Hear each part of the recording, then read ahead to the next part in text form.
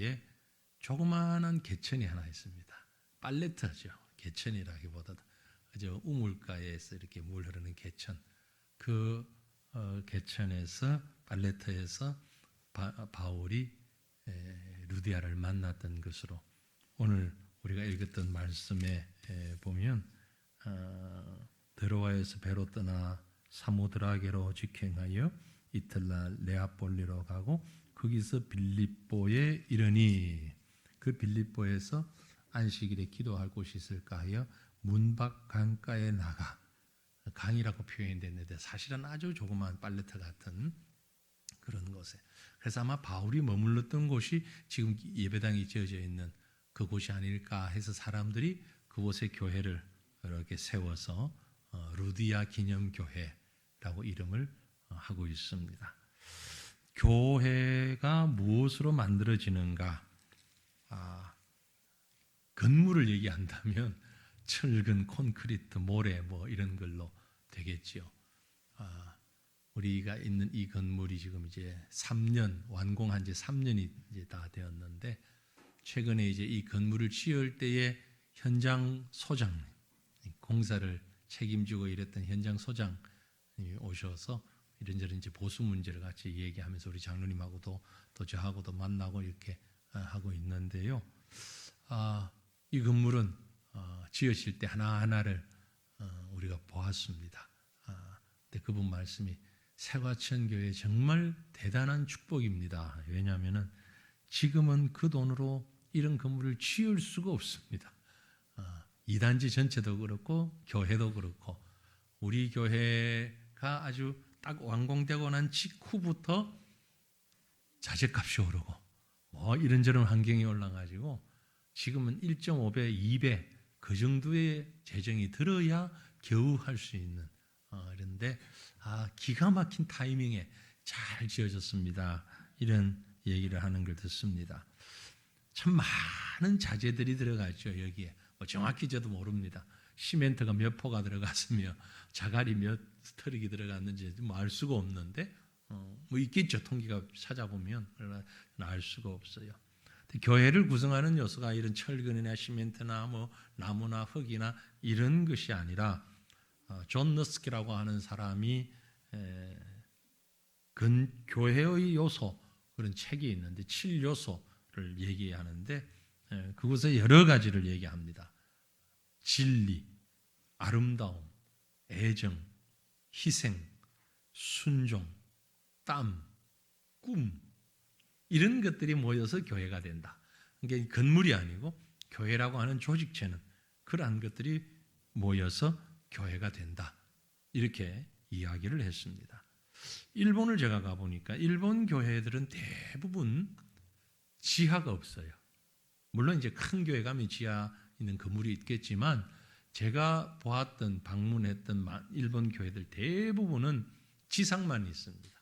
그리고 지상이 벽돌이나 콘크리트보다는 나무로 주로 이렇게 지어놓고 공통점은 예배당 입구에 물이 흐르는 연못 같은 이런 모습들이 있더라고요.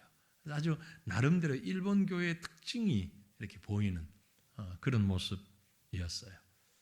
사실 일본에 있는 목사님이 지금 잘 아는 목사님이 한국 방문 중인데 오늘 오후에 좀 모시려고 했더니 이미 스케줄이 다 짜여져 있어가지고 모시질 못하고 개인적으로 그저 내일 모레 뵙기로 이렇게 했었는데 참 나라마다 지역마다 또 교회 모습이 다 다르죠. 건물만이 아니고 사람들의 모습도 또 사람들의 구성도 그리고 흔히 하는 일들도 다 달라요. 그거 일본 목사님이 한번 와서 보고 싶다고 우리 예배당 지은 거 한번 보고 싶다고 그러는데 시간이 잘 맞질 않았는데요. 우리 교회는 어떤 교회일까? 그것은 아주 단순합니다. 어떤 사람들이 모인 교회냐 하는 게 바로 우리 교회를 대변하는 그런 거죠. 부지런한 사람들이 모이면 그 교회는 부지런한 교회예요. 아주 못된 사람들이 모이면 못된 교회. 어느 분이 그런 잘못된 소문을 들었더라고요. 새과천교회 가려면 그 교회를 왜 가려고 그러냐? 왜? 그 교회는 젊은 사람들만 있다는데 왜 그 교회를 가려고 하느냐? 이런 이상한 소문이 돌았대요. 별로 불쾌하지는 않지만 또 정확한 소문은 아니잖아요. 그죠? 연세 드신 분도 있고 다 섞여 있는데, 그러니까 사람에 따라서 또 뭐 여러 가지 구성 요소가 될 수가 있습니다. 이 교회는 그런 사람들이 모이는 교회. 참 원하기는 재미있는 사람들이 모이는 재미있는 교회도 좋은데, 전 하나님이 기뻐하시는 사람들이 모이는, 그래서 하나님이 기뻐하시는 교회가 되었으면 좋겠다, 그런 생각을 해봅니다. 사람들이 중심이 아닌 하나님이 중심인 교회.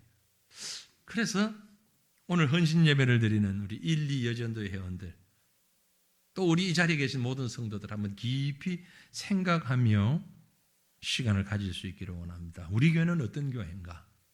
그 말은 나는 어떤 사람인가? 똑같은 얘기죠. 우리가 한 사람 한 사람이 우리 교회를 구성하고 있는 사람들이잖아요. 누가 날 들어 새과천 교회는 어떤 교회예요? 물어보면 여러분의 답은 나는 어떤 사람인가를 그대로 얘기해 주면 됩니다. 그게 우리 교회의 모습이죠. 오늘 읽었던 아까 보았던 그 교회, 빌립보 교회. 빌립보 교회가 시작되는 부분입니다. 그 루디아, 오늘 말씀해 놓은 루디아가 함께 모여서 바울에게 복음을 듣고 바로 거기서부터 교회가 시작이 됐어요. 그리고 빌립보 교회는 바로 여기서부터 출발이 되어진 것입니다. 동시에 이 빌립보 교회는 유럽 교회입니다. 유럽이 거기서부터 출발이 되었거든요. 유럽 교회가 오늘날 참 여러 가지 어려움도 있고 문제도 있지만 또 공도만이 있고요. 그런 모습들이 바로 여기서부터 시작이 됐어요. 빌립보 교회 그러면은 우리가 성경에 있는 대로 몇 가지를 정리해 보면 아주 독특한 사람들이 모였어요. 개척 멤버가 루디아가 있고요. 또 점치는 여종에 관한 얘기가 있죠. 바울이 그 점치는 여종에게 귀신을 쫓아내줬잖아요. 그 무당이었다가, 점치는 여종이 무당이었다가 귀신 나가고 제정신 차린 여인, 그 다음에 이 루디아, 그리고 빌립보 감옥에 갇혔을 때 바울과 실라가 기도할 때에 옥트가 흔들리고 막 문이 열렸잖아요. 그 죄수를 지키던 간수가 죽으려고 하는 걸 바울이 죽지 마라, 스톱, 잠깐, 그렇게 해서 그 간수에게 복음을 전했던 그 간수의 가족들, 이 사람들이 모여서 시작된 교회가 빌립보 교회거든요. 아주 특이한 교회죠, 시작이. 그런데 이제 오늘 우리가 그걸 다 얘기하지 않고 이 루디아라고 하는 사람에 대해서 좀 얘기를 해보려고 합니다. 우리 여전도의 헌신 예배이기 때문에. 바로 그런 사람들이 모여서 만든 교회가 빌립보 교회. 우리 교회가 어떤 교회냐? 루디아 같은 사람들이 많이 모이면 우린 그런 교회가 되는 거예요. 루디아가 모였던 그런 교회가 되는 거죠. 루디아라는 어떤 사람입니까? 우리가 잘 아는 대로 직업이 있어요. 비즈니스 우먼이에요. 요즘 말로 얘기하면 아주 대단한 사업을 하는 비즈니스 우먼인데, 그 비즈니스의 내용이 자주빛 옷감을 파는, 옷감 파는, 자주빛 옷감, 정확하게는 뭐냐면 진홍색. 그런데 여긴 왜 하필 여러 옷감이 있을 텐데, 그 뭐 노란색이라든지 흰색이라든지 파란, 여러 가지 색깔을 팔면 되지 왜 자주빛 옷감만 팔았을까? 정말 자주빛 옷감만 팔았을까? 이런 생각을 할 수 있는데, 주 취급 품목이 그것이었다. 물론 뭐 블루도 있고 옐로도 있고 있었겠지요. 근데 자주빛이 다수였다. 왜 그랬을까요? 그 특별한 소비층이 있기 때문에 그런 거죠. 특별한 소비층이 있기 때문에. 자, 그 내용을 우리가 한번 생각해 보기를 원합니다. 그래서 루디아라고 하는 사람이 어떤 사람이었는가를 조금 더 구체적으로 보면, 자, 우리가 어떤 교회를 이루어야 할 것인가를 볼 수 있을 것 같은데요. 오늘 말씀의 이제 중심에서 이렇게 보면 루디아는 상당히 부지런한 사람이었다. 아주 부지런한 사람이었다 볼 수 있습니다.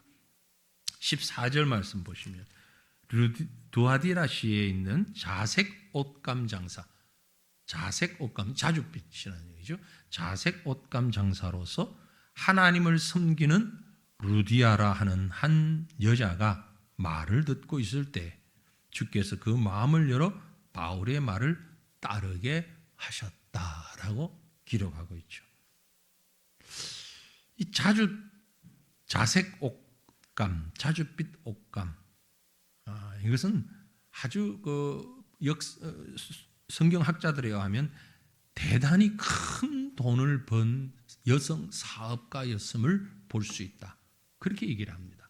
왜냐하면요, 이 옷감은 주로 왕족들이 입는 옷이거든요.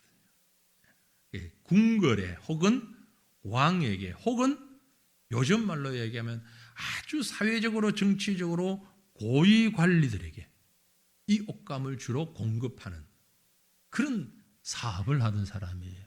그러니까 총독이라든지 왕이라든지 이런 특별한 그 다스리는 힘을 가진 사람들이 주로 입었던 옷이 자색 옷감으로 만든 바로 그 천을 공급하는 사람이었다. 그런 얘기입니다.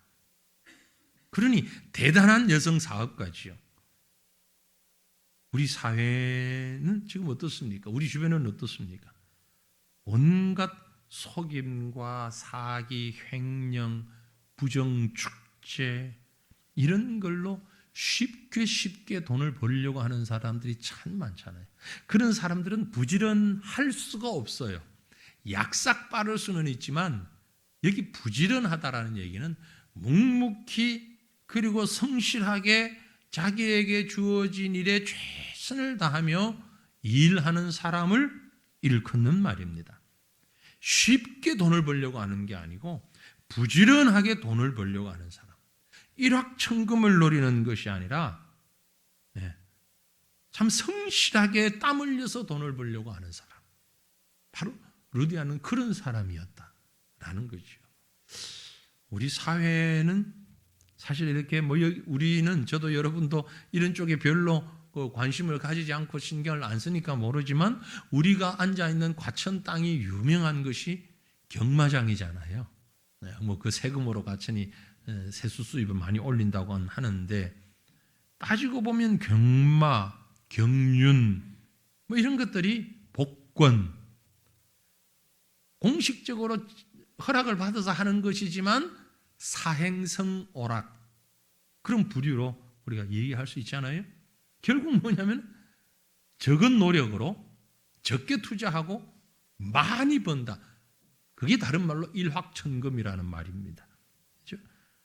우리가 잘 모르는 것조차도 경륜이 뭔지 아세요? 자전거, 또 요트 이런 것들도 다 돈을 걸고 경마처럼 말이에요. 이렇게 할 수 있는. 그래서 어떤 분이 대한민국은 도박공화국이다. 이런 얘기까지 하는데요.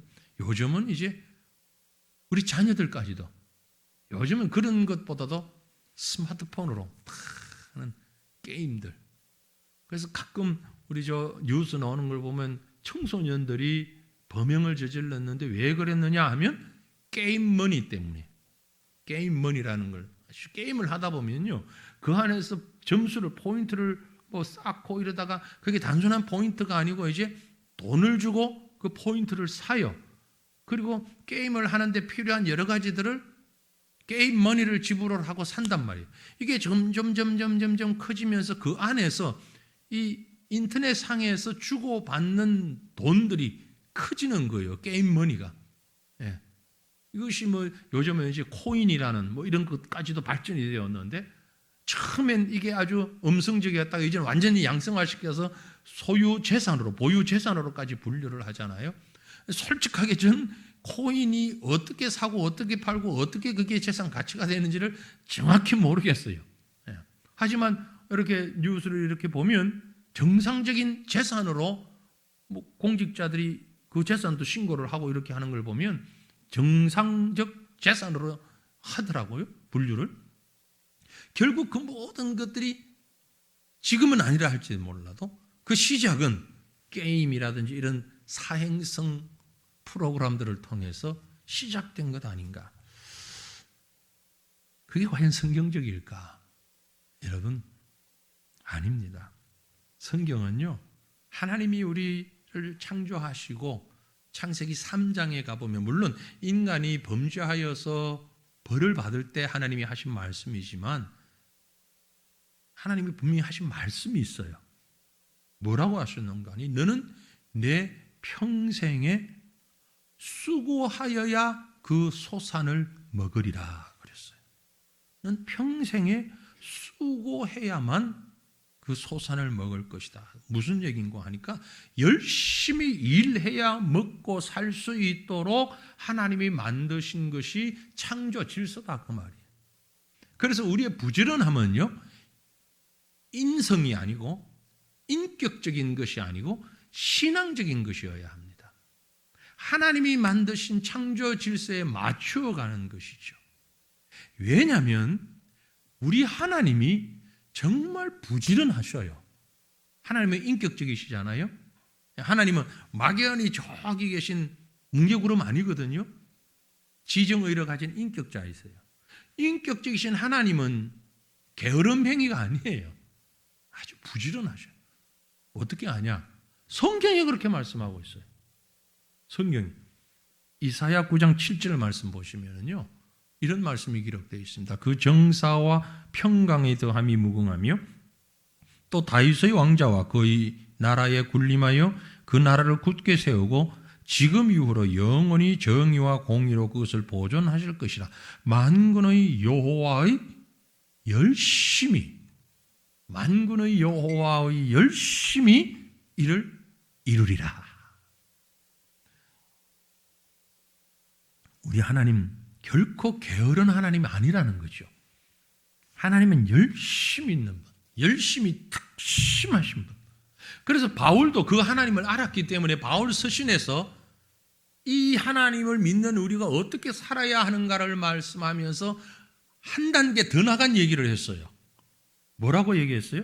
데살로니가 후서 3장 10절에 우리가 너희와 함께 있을 때에도 너희에게 명하기를 누구든지 일하기 싫어하거든 먹지도 말게 하라. 일하기 싫어하거든 먹지도 말게 하라. 우리가 가장 피부에 와닿는 표현으로 하면 게으른 자는 나가 죽어라. 안 먹으면 죽는 거잖아요. 그죠? 안 먹으면 죽잖아요. 무슨 있어요? 그러니까 게으른 자, 누구든지 일하기 싫어하거든 먹지도 말게 하라. 게으른 자는 나가 죽어라. 그게 성경이 얘기하는 거예요. 네. 나는 뭐 선천적으로 그냥 부지런한 사람이 못 되어서. 아니요, 선천적으로 그렇다 할지라도 그런 사람 없겠지만 그렇다 할지라도 예수를 만나고 바른 신앙을 가지면 부지런해지셔야 합니다. 부지런하셔야 됩니다. 특별히 영적인 일에, 믿음의 일에 부지런해야 됩니다. 그래서 우리 교회는 부지런한 사람들이 모이는 교회였으면 좋겠어요. 우리 1, 2 여전도회가 헌신하기 위해서 뭘 어떻게 헌신해야 합니까? 부지런히. 아이고, 이제 나이가 들어가지고 그렇죠, 힘들죠. 그럼에도 불구하고 할 수 있는 범위 안에서 무리하게 선을 넘어가라 이런 얘기는 아니에요. 내가 할 수 있는 부지런함의 가장 반대가 바로 요행이에요. 요행을 바라는 거예요. 그게 게으른 거예요. 잠 많이 자는 게 게으른 게 아니고 요행을 바라는 게 게으른 거예요. 그 반대는 부지런합니다 이 말이죠. 루디아는 바로 그런 부지런하게 성실하게 자기 일을 하면서, 그래서 당시 동네에서 소문이 났어요. 소문난 사람이에요. 야, 그 여인이 가지고 오는 물건은 정말 참 좋더라. 부지런한 여인이더라. 바로 그런 사람. 빌립보 교회는 그 터전 위에 세워졌고 아름다운 교회 모습을 갖추어 갔습니다. 오늘 사랑하는 성도들이여, 저와 여러분, 우리의 교회가 바로 그런 모습으로 세워져 가기를 주님 이름으로 축원합니다.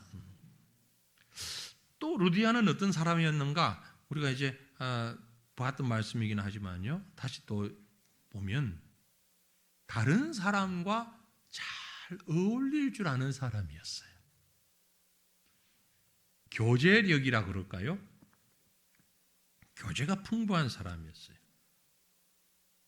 13절, 14절을 다시 보면 안식일에 우리가 기도할 곳이 있을까 하여 문 밖 강가에 나가 거기 앉아서 모인 여자들에게 말하는데 두아디라 시에 있는 자색 옷감 장사로서 하나님을 섬기는 누디아라 하는 한 여자가 말을 듣고 있을 때 주께서 그 마음을 열어 바울의 말을 따르게 하셨다라고 했어요. 안식일에 예배드리고 성경 공부하기 위해서 동네 여인들이 함께 모여 있는데 거기 루디아가 함께 참석했다 그 말입니다. 말씀드린 대로 이름난 여성 실업가, 옷감 장사. 그런데 대단한 비즈니스를 고위층과 거래하는 여인 한번 이렇게 떠올려 보시면은 주로 어떤 그 이미지가 떠오르세요? 본인도 옷을 잘 입었겠죠. 본인도 옷을 잘 입고 옷만 잘 입었겠어요? 나름대로 화장도 하고 자신을 잘 꾸몄겠죠. 또 돈도 있어요. 그러면 좀 목에 힘주고 그들먹거리면서 난 당신 같은 사람들하고 어울릴 레벨이 아니야. 나는 아무개 누구 하고 이렇게 사교장에 나가고 그렇게 일하는 사람인데 다른 사람을 얕잡아 보면서 자기 잘난 척 할 수 있는 충분한 환경이 그에게 주어졌을 것이다 라는 거죠. 그런데도 그녀는 안식일에 성전 건물도 아닌 강가에 빨래터예요. 나가서 함께 여인들과 어울리고 있었다라는 겁니다. 중요한 건 이 루디아는요. 자꾸 여기서 이렇게 말씀하고 있는 게 뭐냐면 빌립보 지역의 토박이가 아니라는 거죠. 빌립보 지역 사람이 아니라는 겁니다. 왜냐하면 이름이 따로 있어요. 뭐죠? 루디아의 이름이 유니게예요. 순두개. 유오디아 혹은 순두개. 이 이름이에요. 순두개가 빌립보 사장에 보면 순두개라는 이름이 나와요. 그럼 이 루디아라는 이름이 뭐냐면은 별명이에요. 별명. 과천댁, 목포댁.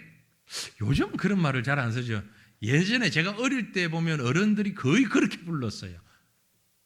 저희 이제 부모님 세대 이렇게 그 어르신들 보면 뭐 청주댁, 목포댁, 부산댁, 대구댁 그 지역 이름을 가지고 어디 사람이냐를 보고 이렇게 불렀잖아요. 그렇죠? 네. 루디아라는 이름은 바로 두아디라 사람. 두아디라라는 곳이 루디아의 고향이란 말이에요. 두아디라 댁, 그 말이 루디아예요. 두아디라 댁, 루디아. 그러니까 현지 사람 아니다 이 말이에요. 빌립보 사람 아니다 이 말이에요. 그런데 빨래터에 모여가지고 함께 할 때 꼭 원래 그 동네 사람이었던 것처럼 잘 어울리고 교제하고 결국 그 사람을 중심으로 그 지역에 교회가 세워졌다고 한 것을 보면 여러 종류의 사람들, 여러 다양한 사람들과 좋은 교제권을 형성하고 있었다. 교회는 바로 그런 곳입니다.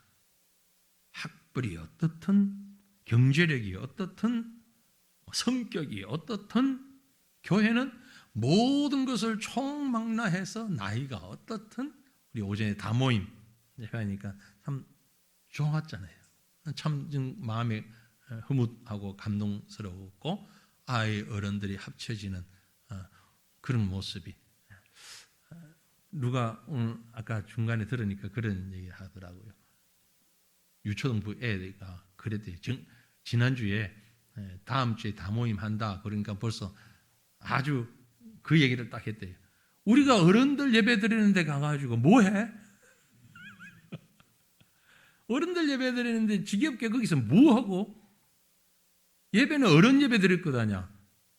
우리 불러놓고 왜 어른 예배 드리는데 우리가 왜 가야 돼? 초등학교 아이들 벌써 그 얘기를 하더래요. 근데 야 그래도 같이 가면 돼 하고 부모가 설득을 시켰는데 오늘 예배했다 보니까 우리도 여기 주인공이네. 이걸 느끼는 거예요. 너무 좋아하더라 애가 너무 좋아하더라는 거죠. 어른들만 주인공으로 예배드리는데 우리는 그만 가만히 있다가 이래 잘 줄 알았는데 우리를 위한 시간들도 같이 함께하는 예배가 되니까 야 너무 좋았다고 애가 그렇게 얘기를 했다는 거예요. 얼마나 감사한지요. 참 귀한 우리 나이에 상관없이 뭐 이제 10살도 안 된 아이들부터 70, 80이 넘은 어르신들까지 같이 모여서 예배할 때 서로를 바라보고 서로를 알고 서로를 교제하는 것. 그 고향이 출신 고향이 어디든 간에 전공이 뭐든 간에 참 얼마 전에 국회의원 투표가 선거가 끝났습니다만은 선거 때만 되면 서민층으로 갔다가 선거만 끝나면 특정 계층으로 가는 정치인들이 많잖아요. 선거 끝나면 서민들이 가면 만나주지도 않잖아요. 물론 안 그런 분도 있지만 한번 만나려면 얼마나 힘들어요. 그런데 선거 때만 딱 되면 본인이 서민이야. 막 와서 시장에서 뭘 더 같이 먹기도 하고 뭐 같이 하는데 그게 그 며칠만 그렇고 지나면 또 서민이 아니야. 이런 교제 말고 진정한 교제. 그래서 저 유럽의 어느 나라처럼 저도 우리나라 국회의원들도 자전거 타고 출근하는 이런 사람들이 좀 많았으면 좋겠어요. 백팩 메고 자전거 타고 의사당에 출근해서 일하고 퇴근할 때 자전거 타고 오고 이게 진짜 서민 모습 아니에요? 근데 뭐 기사 딸린 차에 탁 누구도 접근하지 못하도록 뭐 또 제가 그 위치에 가면 또 이런 얘기 쑥 들어갈는지 모르겠습니다만 주님이 원하시는 교제는 모든 사람과 어우러지는 서민, 중산층, 부자, 가난한 자, 박식한 자, 무식한 자, 권세 있는 자, 없는 자 누구와도 편하게 어울리는 루디아는 말씀의 내용과 상황을 보면 바로 그런 인물이었다. 그러려면 꼭 필요한 게 있습니다. 가진 것 없고 낮은 서민은 별로 문제가 없는데 가지면 가졌을수록 스스로의 지위가 사회적으로 높으면 높을수록 꼭 필요한 게 있어요. 뭐죠? 자기를 낮춰야만 가능한 일입니다. 자기를 낮추고 자기를 비우지 않으면 불가능한 얘기예요. 그래서 잘 교제한다는 얘기는 다른 말로 하면 자기를 비울 줄 알고 낮출 줄 안다는 얘기죠. 그게 다른 단어로 표현하면 겸손하다는 표현이죠. 그게 겸손입니다.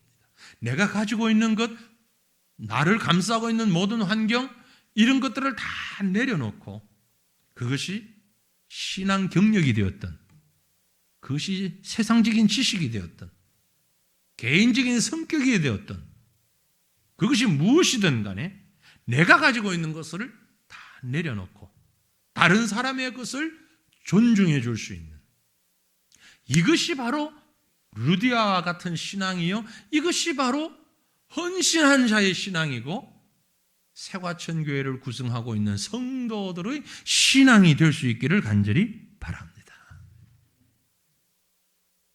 1, 2 여전대 회원들이 그런 모습으로 우리 교회를 섬겨오셨다고 믿습니다. 내가 가진 어떤 것도 다 내려놓을 수 있는. 그리고 세 번째는 루디아는 어떤 사람이었는가? 하나님을 경배하는 사람이었다. 하나님을 경배하는 사람이다. 자, 좀 전에 봤던 14절을 또 봅니다. 세 번째 보는데 두아디라시에 있는 자색 옷감 장사로서 루디아를 소개하면서 뭐라고 했냐고 하니 하나님을 섬기는 루디아, 하나님을 섬기는 사람 루디아라고 표현을 했습니다. 어떤 경로를 통해서 루디아가 예수님을 알았고 믿었고 공경하게 되었는지 하나님의 사람이 되었는지는 알 수가 없지만, 그러니까 루디아가 바울을 통해서 처음 하나님을 안 게 아니고 이미 하나님을 알고 있었다 이 말이에요. 혹 그가 유대교의 하나님을 알았는지는 정확하지는 않지만 다른 여러 가지 정황으로 봐서 예수님을 알았다라고 볼 수 있는데, 그리스도인이었다고 볼 수 있다.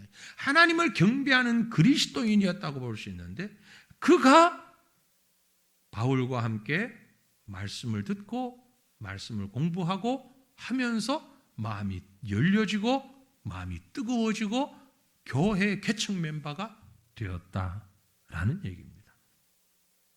성도들 중에 하나님 경배하지 않는 사람이 어디 있겠습니까? 하지만 의외로 하나님을 두려워하지 않고 하나님을 경배하지 않고 하나님보다 자기가 더 소중하고 더 높고 더 귀한 것으로 착각하는 성도들이 있어요.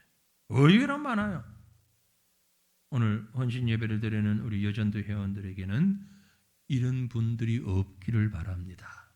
하나님을 경배하며 그 앞에 머리를 조아리고 그를 예배하는 것 너무 당연한 하나님 백성의 의무요.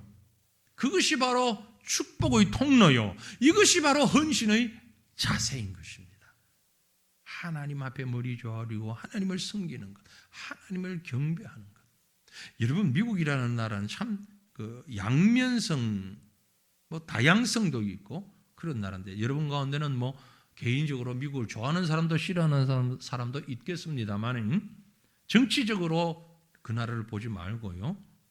여러 면에서 참 성경적인 것 같으면서도 아닌 부분도 너무 많고 그렇거든요. 전혀 비성경적인 걸 인정하고 범죄 도가니에 막 그런 게 너무 많아요. 그러나 그런 건 다 두고 지금 특히 우리나라보다도 더 지금 문제되는 게 너무 많잖아요. 동성애라든지 이런 것 방향에서 보면 이건 기독교라고는 찾아볼 수 없을 만큼 엉망인 나라인데 그러나 또 힘이 세니까 다 그게 또 따라갈 수밖에 없고 하지만 미국이나 영국이나 이런 나라들 가운데서 참 부러운 것이 하나 있어요. 미국이라는 나라를 보면서 저 개인적으로 참 부러운 것이 무언고 하니까 누가 됐든 대통령이 취임할 때 선서하면서 어떻게 하는 거 보셨어요? 성경 위에 손을 얹고 선서를 합니다. 우리나라 대통령은 어떻게 선서를 하죠? 헌법에 기초해서 선서를 합니다.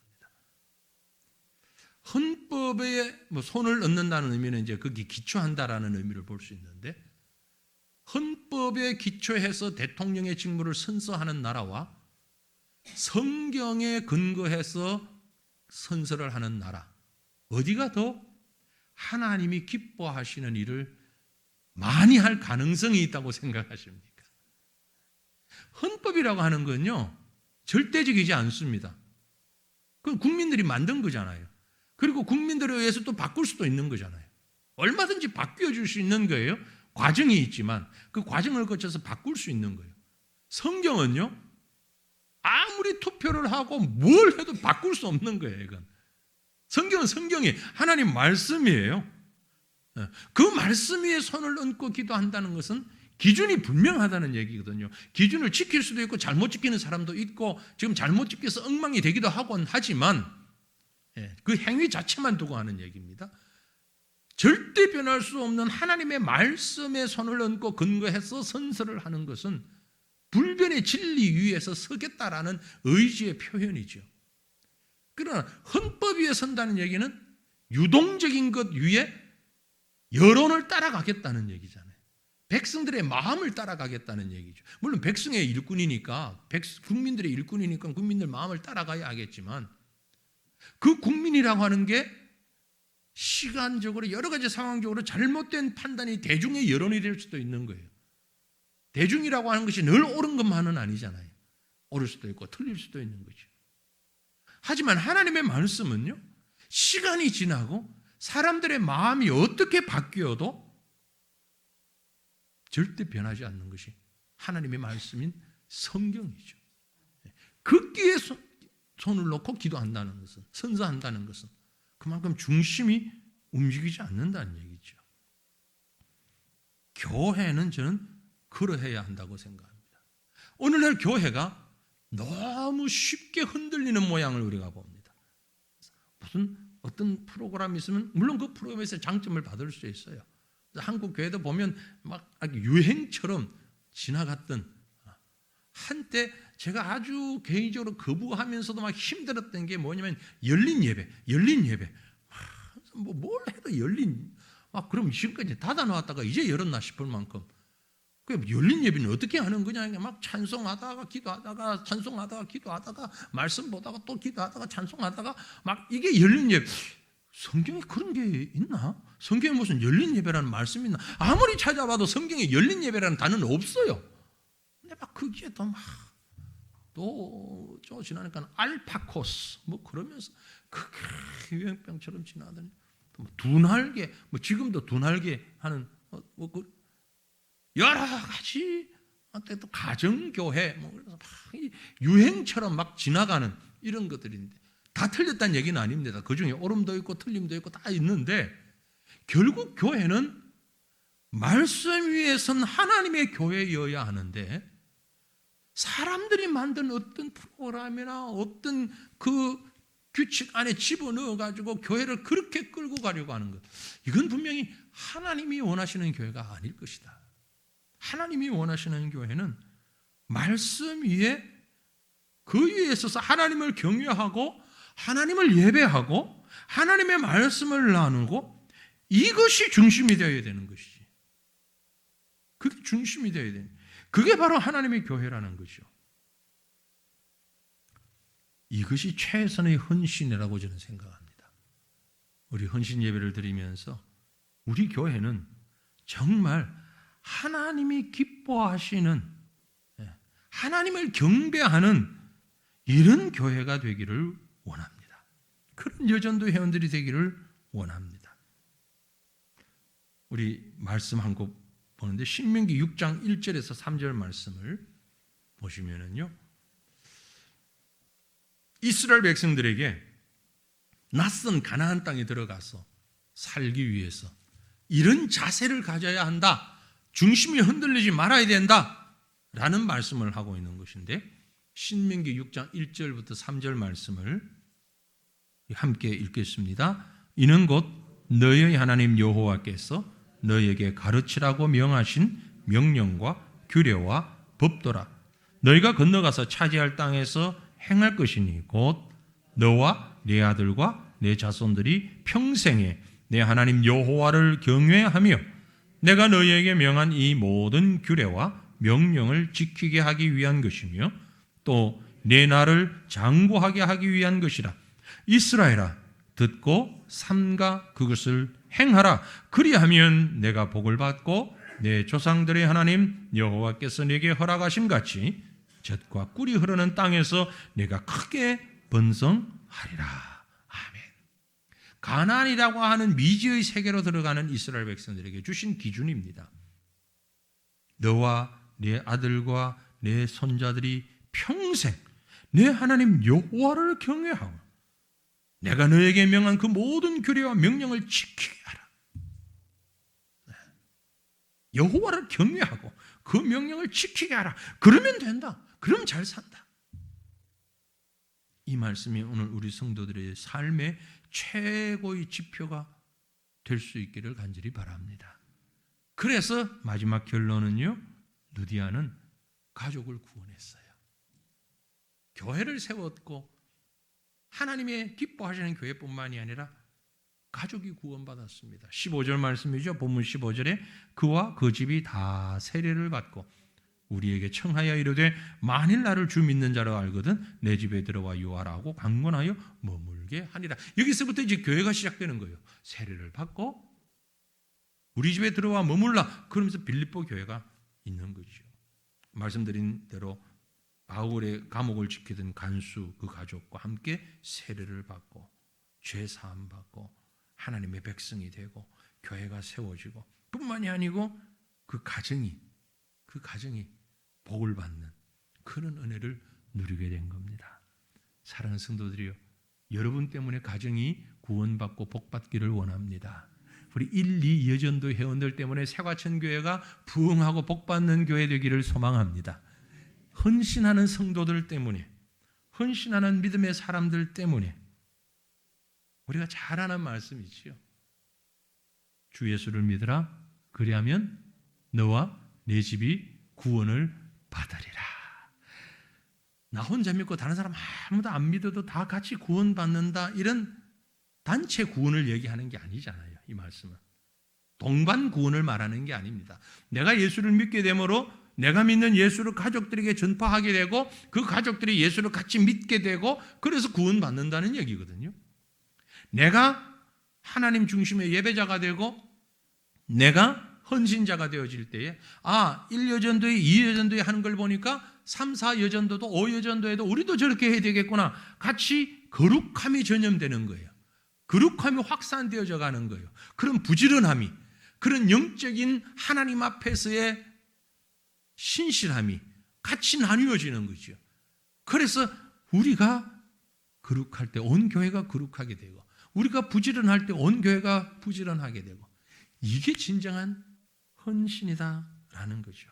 빌립보 교회가 그런 사람들이 모여서 시작되어지고 성장해가고 하나님의 일을 감당했던 것처럼 귀한 우리 새과천 교회가 이렇게 헌신하는 과천의 루디아들을 통하여서 하나님의 큰 역사, 축복과 은혜가 넘칠 수 있기를 우리 주님의 이름으로 축원합니다. 기도하십시오.